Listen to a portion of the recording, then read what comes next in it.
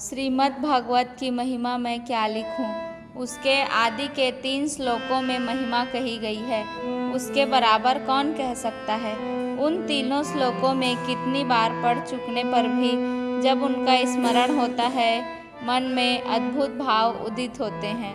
कोई अनुवाद उन श्लोकों की गंभीरता और मधुरता को नहीं पा सकता। उन तीनों श्लोकों से मन को निर्मल करके फिर इस प्रकार भगवान का ध्यान कीजिए।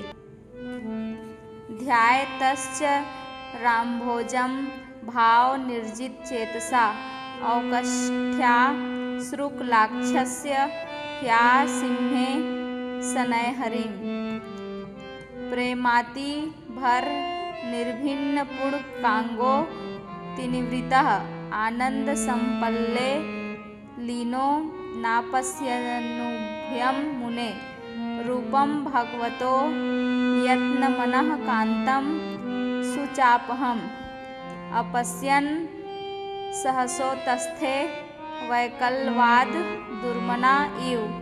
मुझको श्रीमद्भागवत अत्यंत प्रेम है। मेरा विश्वास और अनुभव है कि इसे पढ़ने और सुनने से मनुष्य का ईश्वर का सच्चा ज्ञान प्राप्त हो जाता है और उसके चरण कमल में अचल भक्ति होती है।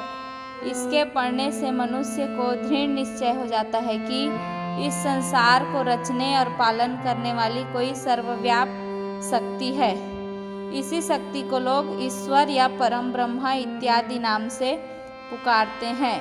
भागवत पहले से ही श्लोक में वेद व्यास जी ने ईश्वर के स्वरूप का वर्णन किया है, जिससे इस संसार सृष्टि का पालन और संहार होते हैं, जो त्रिलोक में सत्य है, अर्थात जो सदा रहा भी है और रहेगा भी, और जो अपने प्रकाश से अंधकार को दूर रखता है।